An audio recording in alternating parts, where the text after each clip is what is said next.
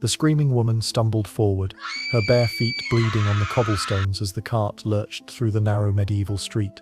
Stripped of everything but a thin shift, her wrists bound with coarse rope, she could barely keep pace as hundreds of jeering townspeople pelted her with rotten vegetables, stones, and worse. This wasn't entertainment. This was justice, medieval style. And what she had done to deserve this public torture would shock you to your core. Welcome back to another episode, where we dive deep into history's darkest punishments.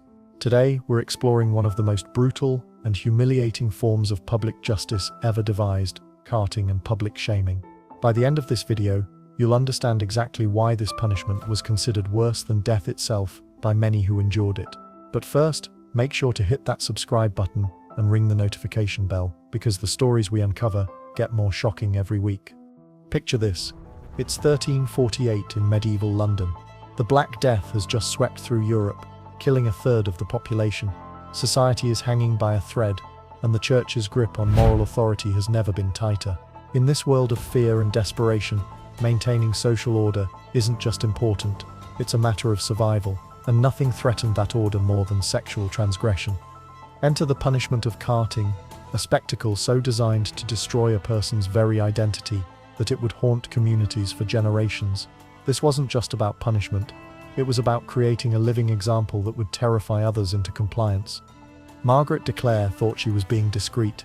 A married merchant's wife in 14th century Bristol, she had been meeting secretly with Thomas, a young apprentice blacksmith. Their affair had lasted 6 months when a neighbor spotted Thomas leaving Margaret's house while her husband was away on business. Within hours, the entire neighborhood knew. Within days, she would face a punishment that would strip away everything she had ever been. But Margaret wasn't alone. The records from medieval English courts are filled with women, and some men, who faced carting for what we might consider minor infractions today. Adultery, prostitution, even being accused of promiscuity without proof, could land you tied to the back of a cart, subjected to the most degrading punishment imaginable. What's truly chilling is how systematic this was. Court records from the 1300s and 1400s show that carting wasn't a rare occurrence. It happened regularly in towns across Europe. The punishment was so embedded in the legal system that there were specific protocols for how it should be carried out. Here's where it gets truly disturbing. Carting wasn't just about physical punishment, it was about psychological annihilation. The process began at dawn, when the condemned would be dragged from their cell and stripped naked, or left in only the thinnest undergarment. This stripping wasn't just practical, it was symbolic.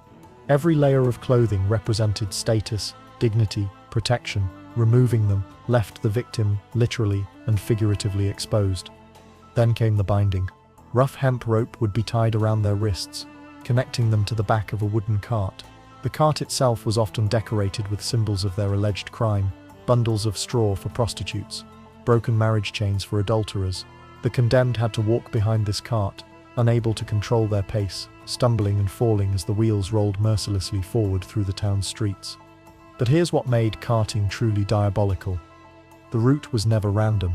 The cart would deliberately pass the victim's home, their workplace, their church, and every location where they had built their reputation and relationships.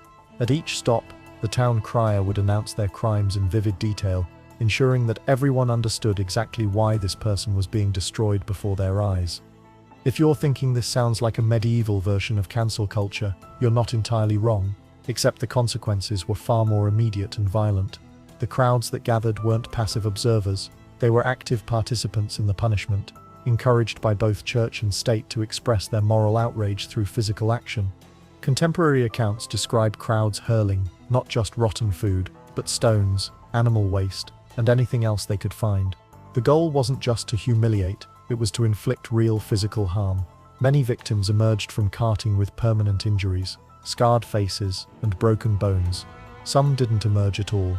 What's particularly disturbing is how children were encouraged to participate. Parents would lift young ones onto their shoulders so they could get better aim when throwing objects. This wasn't seen as cruel, it was considered moral education, teaching the next generation about the consequences of sin. Now here's something that will make your blood boil. The overwhelming majority of carting victims were women. While men could, and occasionally did, face this punishment for adultery, the standards were drastically different. A married man sleeping with an unmarried woman might face a fine. A married woman sleeping with anyone other than her husband faced carting, and potentially death. The records from medieval courts reveal cases where women were carted based on nothing more than rumors or accusations from neighbors. There was no presumption of innocence, no requirement for solid evidence. An accusation from a respected member of the community was often enough to condemn a woman to this horrific fate. Consider the case of Alice Keiteler from 14th century Ireland, accused of adultery by her late husband's family, who wanted to claim her inheritance. She faced not just carting but accusations of witchcraft. The message was clear: women who stepped outside prescribed social roles didn't just face punishment, they faced obliteration. But wait, there's more to this story that will absolutely shock you. The punishment didn't end when the cart stopped rolling. Being carted marked you for life in medieval society. No decent family would associate with you. No legitimate business would hire you. Many women who survived carting were forced into the very profession, prostitution, that might have gotten them carted in the first place, creating a vicious cycle of punishment and degradation. Church records show that many carting victims were permanently excommunicated, meaning they couldn't receive last rites, couldn't be buried in consecrated ground, and were considered damned for eternity. Their children often faced discrimination and reduced opportunities. Entire family lines could be destroyed by a single carting. As we move into the 15th and 16th centuries, carting began to evolve, but not necessarily in ways that were more humane. The punishment became more elaborate, more theatrical. In some regions, victims were forced to wear specific costumes that announced their crimes. Scarlet letters centuries before Nathaniel Hawthorne wrote about them. The development of printing presses actually made things worse for victims. Broadsides, early newspapers, would document carting events in graphic detail, ensuring that the shame followed victims far beyond their local communities. A woman carted in London might find her story known in Edinburgh weeks later. But here's something remarkable that rarely gets talked about. Some people fought back. Court records reveal cases of families attempting to rescue their relatives during carting processions. There are accounts of women who managed to maintain their dignity, even while being paraded naked through hostile crowds, refusing to show the fear and shame that the punishment was designed to extract. In 1445, a woman named Joan Fletcher was being carted through the streets of York when supporters began following the procession, offering her water and words of encouragement. The authorities were so concerned about this show of solidarity that they changed the route and added extra guards to future cartings.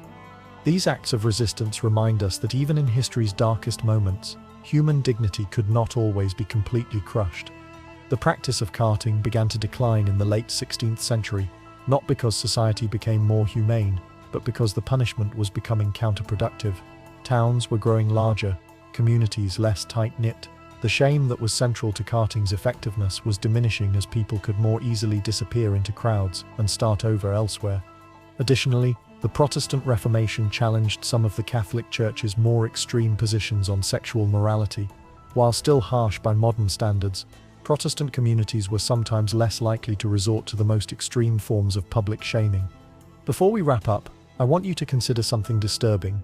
Elements of carting never really disappeared, they just evolved.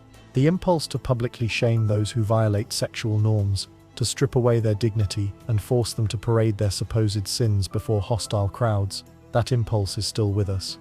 From scarlet letters to modern social media pile-ons, from public stockings to revenge porn, the desire to use shame as a weapon of social control continues to manifest in new forms. The technology changes, but the underlying psychology remains eerily similar.